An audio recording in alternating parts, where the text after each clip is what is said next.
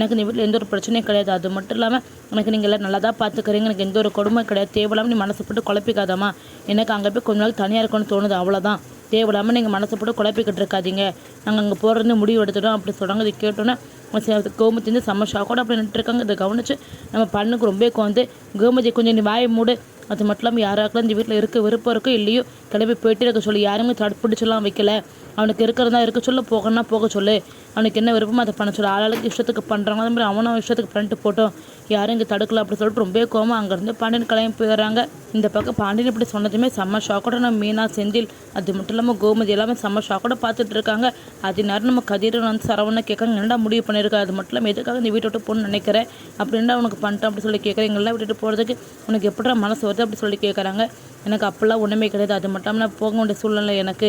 நான் கொஞ்ச நாள் தனியாகன்னு ஆசைப்பட்றேங்க. அண்ட் வேறு எதுவுமே கேட்காதீங்க அப்படி சொல்லிட்டு அவங்களோட முகத்தில் அடித்த மாதிரி பேசிட்டு போயிறாங்க. இந்த பக்கம் உடனே கோமதி கண்ணு கலங்கிக்கிட்டு அப்படியே உட்காந்துறாங்க. இதை கவனிச்சு மீனாக்கு ரொம்ப கோவம் வருது. உடனே செந்தில்கிட்ட போய் உங்களுக்கு கொஞ்சம் மட்டும் அறிவு இருக்குது, எதுக்காக இந்த மாதிரி பேசுனீங்க?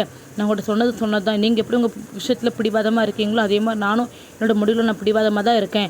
நீங்கள் தான் அந்த வீட்டுக்கு போக நான் வரவே மாட்டேன். நான் இங்கே தான் இருப்பேன். அத்தை மாமா விட்டு நான் இங்கேருந்து யார் கூடயும் நான் வரவும் மாட்டேன் அப்படி சொல்லிட்டு ரொம்ப கோவமாக சொல்லிட்டு அப்படியே படுத்து தூங்கிடுறாங்க. இந்த பக்கம் செந்தில் செம்ம கோவத்தில் இருக்காங்க. அதுமாதிரி கரெக்டாக மறுநாள் காலையில் விடிஞ்ச உடனே மீனா வந்து பாண்டியன்ட்டு எல்லா உண்மையை சொல்கிறதுக்காக வராங்கன்னா பாண்டியன் வந்து மீனா பார்த்து எந்த ஒரு வார்த்தையும் பேசாமல் நேராக கடைக்கு கிளம்பிடுறாங்க. அப்போது இதை கவனிச்சு மீனா வந்து மாமா எவ்வளோ கோவத்தில் இருக்காரு போல், அப்போ மாமான்னு தப்பாக நினச்சிக்கிட்டாரா அப்படி சொல்லிட்டு பாண்டியன் மாமாட்ட எப்படியாவது பேசியே ஆகணும் அப்படி சொல்லிட்டு முடிவோட பாண்டியன் போகிற வழியில் போய் மறைச்சிட்டு நிற்கிறாங்க. அப்போ இதை கவனிச்சு பாண்டியன் வந்து எதுக்காக வழி மறைச்சி வந்து நிற்கிறமா என்ன ஆகிட்டு அப்படி சொல்லி கேட்குறாங்க. இல்லை மாமா நான் உங்கள்கிட்ட வீட்டிலே பேச நினச்சேன், நீங்கள் டைம் ஆகுன்னு சொல்லி கிளம்பிட்டீங்க.